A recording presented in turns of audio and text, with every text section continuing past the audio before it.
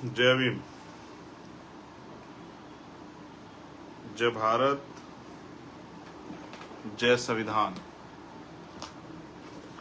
जय मंडल, जय जोहार। और आप सभी के लिए बहुत बहुत मंगल कामनाएं।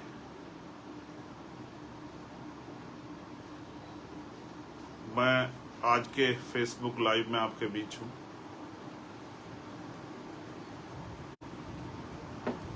और ये फेसबुक लाइव कई गंभीर मसलों को लेके, जो बहुत सारे कई गंभीर मामले हुए हैं, उनको और उनके बाद जो आज का विशेष है वो है जयपुर में जो सामाजिक न्याय महासम्मेलन हो रहा है 20 अगस्त को।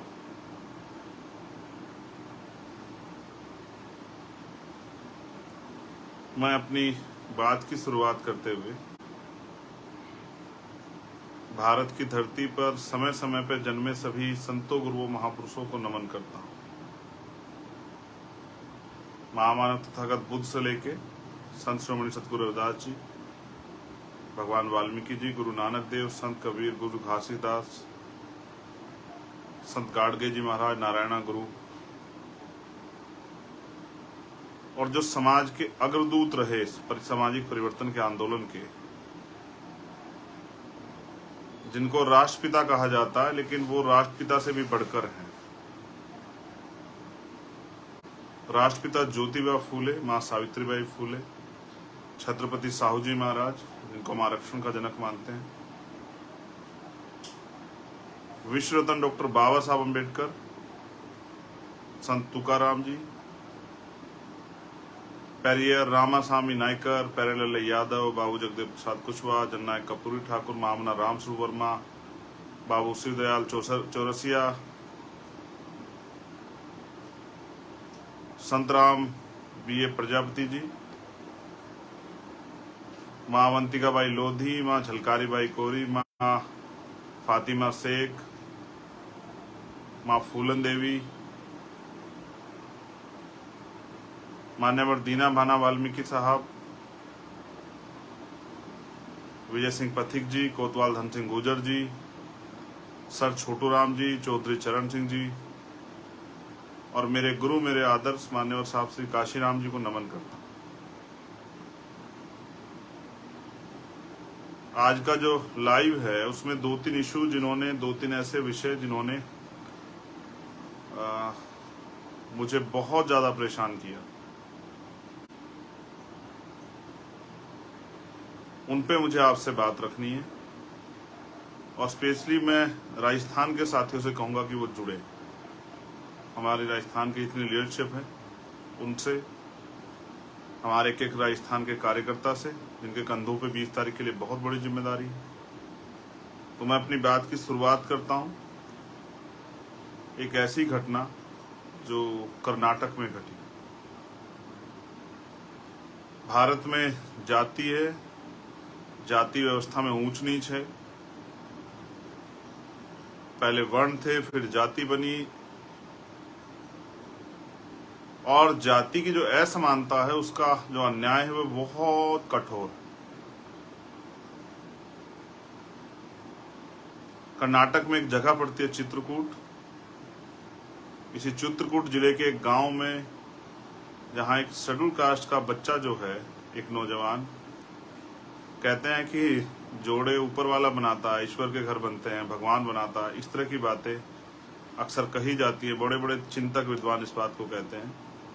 लेकिन उन्होंने आपस में प्रेम विवाह किया, और ये लड़की के परिवार को पसंद नहीं आया। उनके फादर जो हैं वो वाटर ऑपरेटर का काम करते थे।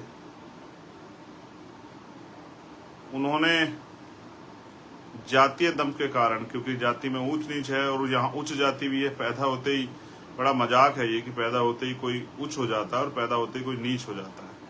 ये उनके लिए जो मानते हैं, हम लोग तो मानते नहीं। हम तो इंसानियत को सबसे बड़ा धर्म मानते हैं और हम सभी मजहब की इज्जत करते हैं। भारत का संविधान का आर्टिकल 25-26 धार्मिक आज़ादी देता है। कोई किसी धर्म को मानो, कोई किसी में आस्था रखे, कोई किस तरह से पूजन करे, ये उसका व्यक्तिगत मत है और ये वहां तक सीमित है जब तक वो किसी दूसरे के अधिकारों का हनन ना कर रहा। अगर मैं किसी भी धर्म से और अपने धर्म को मानता हूं तो मैं सड़क पे जाके अगर इस तरह का माहौल बनाता हूं कि दूसरे आम आदमी परेशान हो या कोई दूसरा व्यक्ति उसके सामने समस्या खड़ी हो जाए, तो मुझे लगता है कोई भी धर्म और उस धर्म का कोई भी इस बात की इजाजत नहीं देगा कि आपकी वजह से किसी को परेशानी। तो अंत उस बिटिया के जो फादर थे उन्होंने ये किया कि जो बस्ती, दलित बस्ती की तरफ जो पाइपलाइन जाती थी, उसमें जो मुझे पीड़ित परिवार द्वारा बताया गया कि उसमें उन्होंने जहर मिला दिया। 7 लोग मौके पे मर गए और 200 से ज्यादा लोग जिंदगी मौत के बीच लड़ रहे हैं। और इतनी बड़ी घटना को पुलिस प्रशासन ने सिर्फ दूषित पानी का मामला कह के टालने का प्रयास किया। मैंने उस पर अपनी बात भी रखी थी, मैं कार्रवाई की जानकारी भी ले रहा हूं। मैं ये बात आप लोग को इसलिए बता रहा हूं कि एक घटना घटी है उत्तर प्रदेश के उन्नाव में। भाई सुरेश सेन साहब जो हैं, सुरेश ठाकुर जो खुद को लगाते हैं, सविता सेन समाज से जो आते हैं, उनकी हत्या हुई है। उनको इतना पीटा गया कि इतने उनकी जान चली गई। जब मैंने उन पर ट्वीट किया तो पुलिस ने, उन्नाव पुलिस ने मुझे टैग करते हुए ये बहुत बड़े बड़े उसमें लिखा, एक पूरी घटना का एक वो बना के, समरी बना के कि नहीं ऐसी कोई बात नहीं, उन पर चोट के निशान नहीं थे, उनका बीमारी से वो अस्पताल गए थे, वहां उनकी डेथ हुई। तो किस तरह से पुलिस जो है मामले को दबाने का काम करती है सरकार के सारे पे, ये बात मैंने इसलिए आपको बताई कि सरकार के लोगों ने भी कहा और प्रशासन के लोगों ने कहा कि ये मामला दूषित पानी का था, तो उससे अन्य किसी बस्ती का कोई एक भी आदमी इफेक्टेड क्यों नहीं हुआ। ये मामला दूषित पानी का नहीं, ये दूषित सोच का मामला है। जो हीन भावना, जातीय दम, जातीय दमन, जातीय कुंठा, जाति व्यवस्था की वजह से बनी हुई है देश में, ये उसका मामला है। इसलिए हम लोग जो हैं जाति व्यवस्था के बहुत कठोर विरोधी, शायद हमसे ज्यादा जाति व्यवस्था कोई विरोधी ना हो, और हम चाहते हैं जाति व्यवस्था को डायनामाइट लगा के उड़ा देना चाहिए कि इंसान बन जाए और उसका एक ही मजहब, उसको जो सबसे पहले पालन करना चाहिए वो इंसानियत। अगर उसे दूसरे की तकलीफ पे तकलीफ होती है तो फिर उसको इंसान माना जाना चाहिए। बाकी उसको धर्म की आज़ादी, वो अपने धर्म को माने। एक घटना भिंड में घटी है जहां 4 लोग एक नौजवान को पीट रहे हैं, उससे जय श्री राम के नारे लगा रहे हैं, फिर वो उससे जातिगत नारे लगा रहे हैं, फिर वो कह रहे हैं कि भाई ये कहो कि तुम हमारे बाप हो, कुछ इस तरह की बात कह रहे हैं। उसकी वीडियो भी बन रही है बाकायदा, वो एक सामाजिक संदेश है। उसका अपराध ये है, उस बच्चे से मेरी आज बात हुई, सुरेश जी की पत्नी से मेरी कल बात हुई थी, लेकिन उस बच्चे से आज मेरी बात हुई और उसने मुझे बताया कि उसने सिर्फ, उसका अपराध ये था कि उसने अपनी जो भी उसके पास व्हीकल था उस पर जाटव लिखवाया हुआ था। इस बात से नाराज होकर उन्होंने उसको पीटा और इस तरह के उसको अपशब्द कहे। मैं समझता हूँ कि अगर श्री राम भी होते तो शायद वो ये ना कहते कि भाई इस तरह से मेरे लोगों द्वारा पीटो और इसके मेरे जिंदाबाद के नारे लगाओ।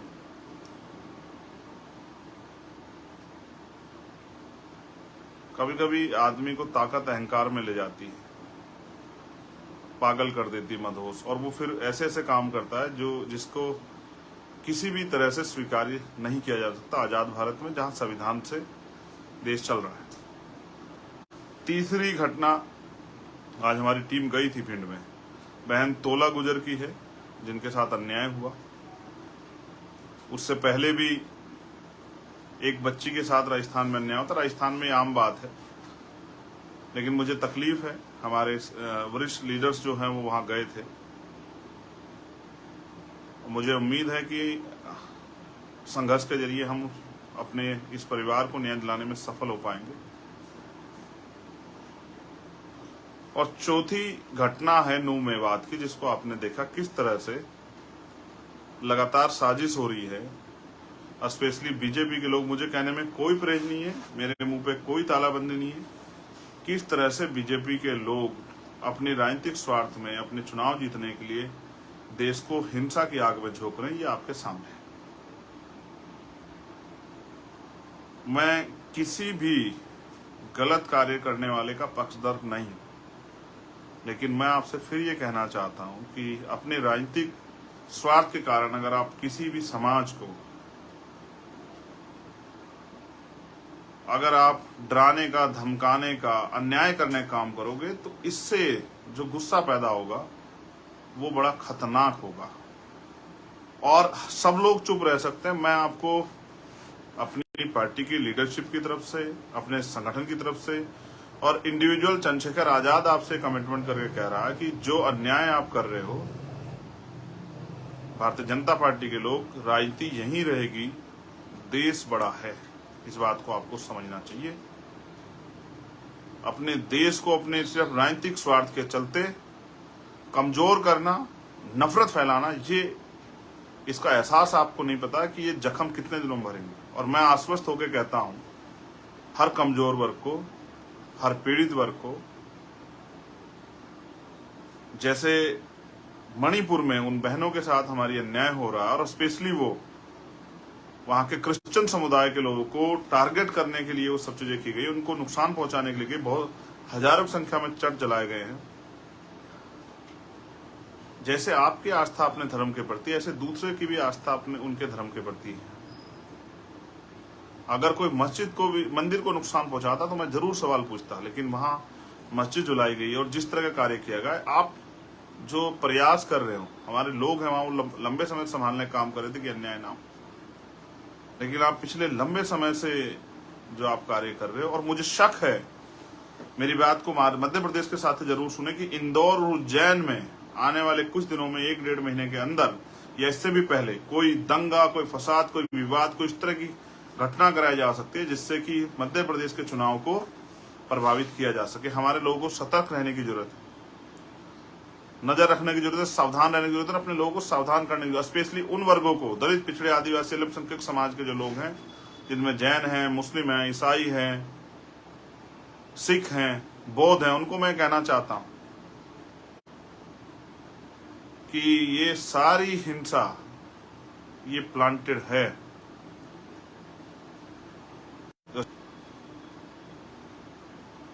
इसलिए मैं आपसे कहूंगा, स्पेशली इन बहुजन समाज के लोगों से, इन वंचित वर्ग के लोगों से, कि आप इस हिंसा से दूर रहना। इसलिए मेरी ये अपील है अपने नौजवान साथियों से, किसी भी तरीके से उनको अपने मकसद में कामयाब नहीं होने दें। और मैं पूरी ताकत से कह रहा हूं कि हम खड़े हैं हर कमजोर के साथ, जैन के साथ भी, बौद्ध के साथ भी, ईसाई के साथ भी, मुसलमान के साथ भी, सिख के साथ भी, हर उस बहन के साथ खड़े हैं, वो किसी भी धर्म की हो जिसके साथ अन्याय होगा, वो किसी जाति की हो। हर उस व्यापारी पीड़ित के साथ खड़े हैं, किसान के साथ खड़े हैं, जिसको अन्याय की तरफ, जिसको लूटने, खसोटने, जिसको डराने, धमकाने का प्रयास सरकार के लोग कर रहे हैं। और मैं आपसे फिर कह रहा हूं, जब जितना अन्याय बढ़ेगा, आप हमें मजबूर कर दोगे कि हम सड़कों पे आके अपने भाइयों के आगे खड़े हो जाएं, कि उन पर चलने वाली गोलियों का सामना हम लोग करें। और ये होगा। हम ज्यादा दिन तक आपको ये अन्याय करने की छूट नहीं दे सकते हैं। मैं तो तैयार बैठा हूं, एक गोली आपके लोगों ने धोखे से मारी, अगर अपने लोगों के लिए गोली खानी पड़ी तो मैं तैयार बैठा, लेकिन ये अन्याय हम लोग बर्दाश्त नहीं करेंगे जो आप कर रहे हैं या करने का प्रयास कर रहे हैं। अब मैं बात करूंगा स्पेशली राजस्थान की। मैं अपने मुस्लिम भाइयों से कहूंगा कि वो घबराएं नहीं, उस संविधान के हिसाब से काम करें, हम सब लोग उनके साथ खड़े हैं।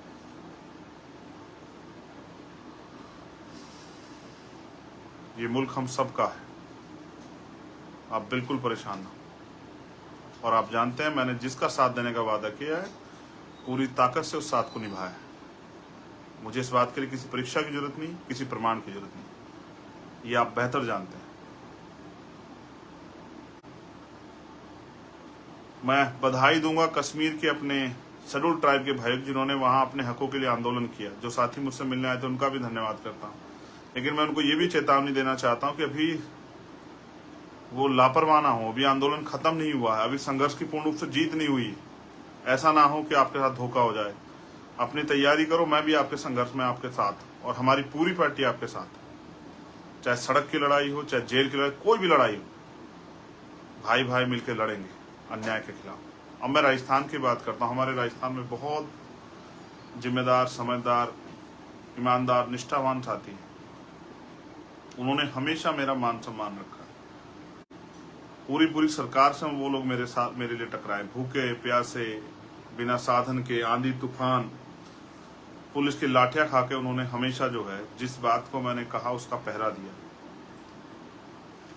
हमेशा उन्होंने मेरी इज्जत रखी, हमेशा उन्होंने मुझे मजबूत बना के रखा। आज फिर उनके ऊपर कंधों पर जिम्मेदारी आ गई है। स्पेशली हमारे जो लीडर्स लोग हैं, हमारे प्रदेश अध्यक्ष, हमारे भीम आर्मी के, आजाद समाज पार्टी के प्रभारी, हमारे प्रदेश कमेटी के लोग, हमारे मिशन 78 के लोग, हमारे स्टूडेंट फेडरेशन के लोग, हमारे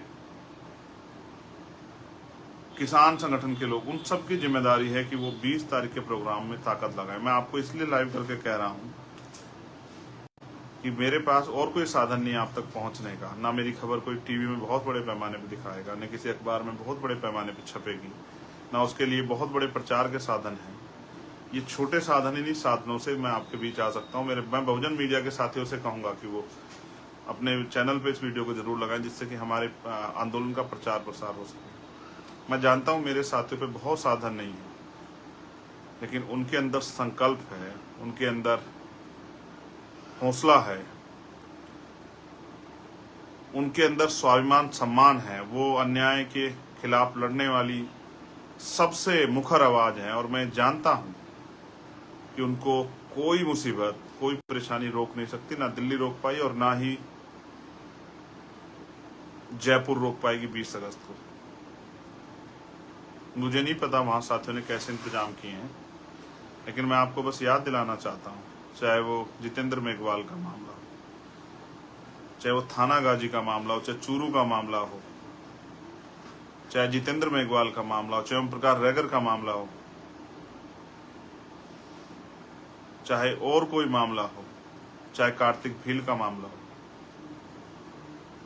अब समय आ गया है इस अन्याय को जवाब देने का। अन्य पार्टियां भी, विपक्ष, प्रतिपक्ष, सब लोग आपकी तरफ देखेंगे कि आप कितनी बड़ी ताकत में जयपुर आते हैं। मैं फिर कह रहा हूं, मेरे पास बस भेजने को नहीं है, मैं आपको टिकट नहीं भेज सकता हूं, मैं आपको कोई 4 पहिया गाड़ी नहीं करा सकता हूं, ना मेरे पास है। मेरे पास है तो मेरा संघर्ष या आपका संघर्ष।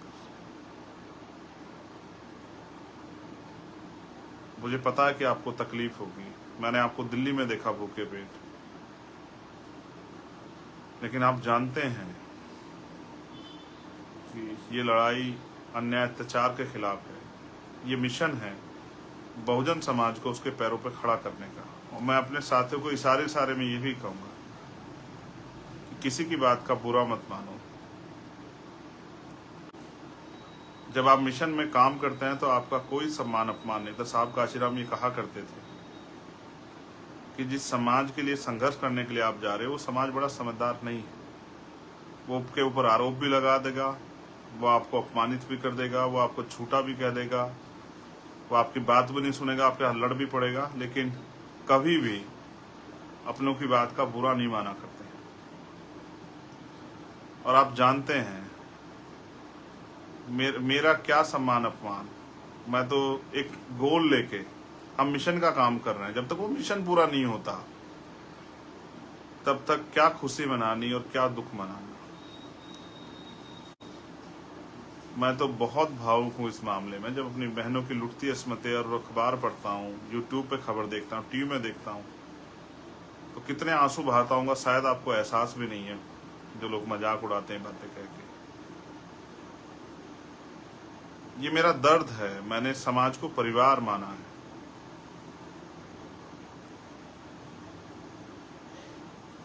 मेरा समाज से कोई स्वार्थ नहीं है, ये हमारे लोग जानते हैं। मैं तो साहब काशीराम की जो रुकी हुई मूवमेंट है, जो मूवमेंट पीछे जा रही है, मैं तो उसको कोशिश कर रहा हूं अपने साथियों के साथ कि उसको खींच के वापस। मैं किसी को बुरा नहीं कह सकता हूं, मुझे कोई अधिकार नहीं बुरा कहने का। मैंने ऐसा कुछ किया ही नहीं कि मैं किसी को बुरा कहूं, और मैं बुरा कहने के लिए काम भी नहीं कर रहा हूं।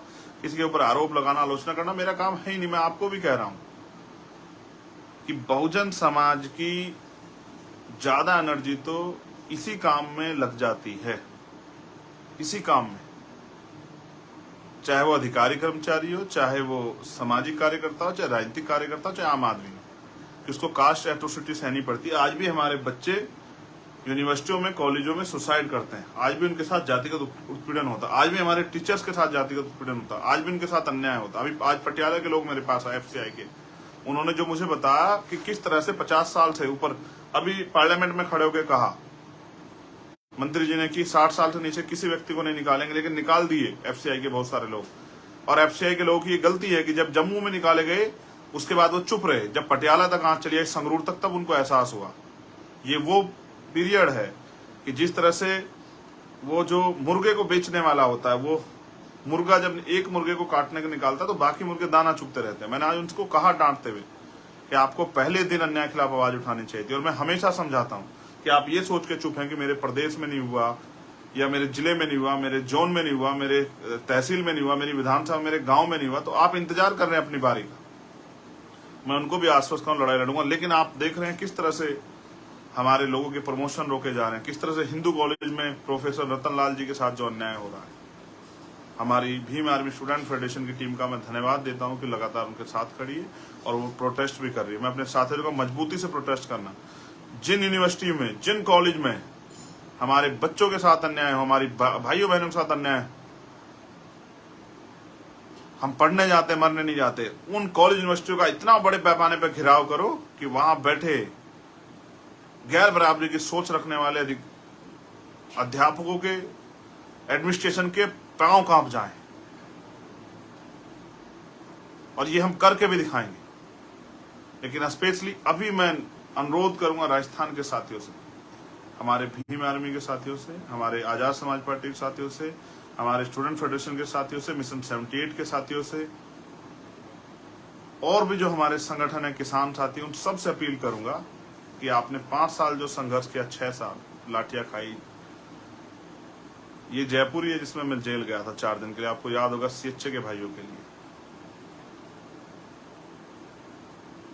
अगर इस बार हम लोग अपनी ताकत नहीं बना पाए तो हमारे अधिकारी कर्मचारी को भी, हमारे सामान्य आदमी को भी जो 5 साल अन्याय सहना पड़ा, कहीं ना कहीं उसके जिम्मेदार हम होंगे। समाज का सम्मान हमारा समाज, समाज का सम्मान, और समाज का अपमान हमारा अपमान। हम समाज से बड़े नहीं हैं। हमें समाज के सम्मान की परवाह करनी चाहिए। अपनी एनर्जी को इधर उधर किसी काम में नहीं लगाना चाहिए। आपको अपनी पूरी एनर्जी अपने आंदोलन को, अपने मिशन को, जो महापुरुषों का सपना पूरा करने का मिशन है, उसको किस तरह से कामयाब करें, इसमें लगाना चाहिए। मैं बस आपसे अपील कर रहा हूं, एक बार फिर कोशिश करूंगा आपके बीच आने की। 20 तारीख से पहले मैं आपसे अपील कर रहा हूं मेरे राजस्थान के साथियों से। यही प्रचार का साधन है, और ना खाना है, ना और कोई साधन है आपको देने के लिए। लेकिन 20 अगस्त को जयपुर में आपका इंतजार करूंगा।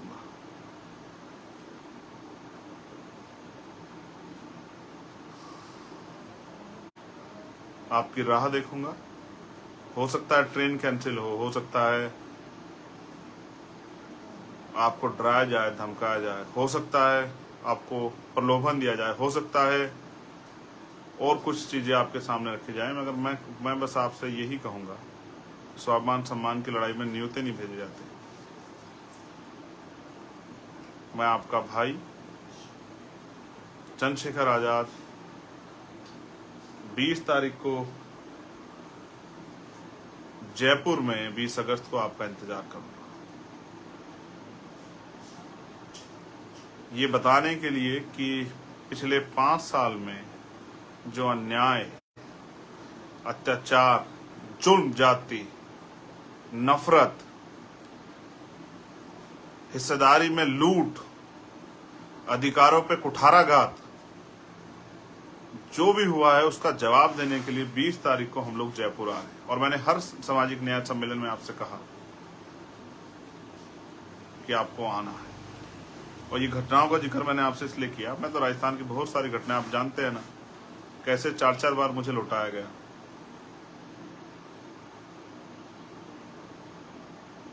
मैं आपका इंतजार करूंगा। जैसे आपने भरतपुर में अपनी ताकत दिखाई, जैसे आपने गंगापुर सिटी में अपनी ताकत दिखाई, जैसे आपने भादरा में अपनी ताकत दिखाई,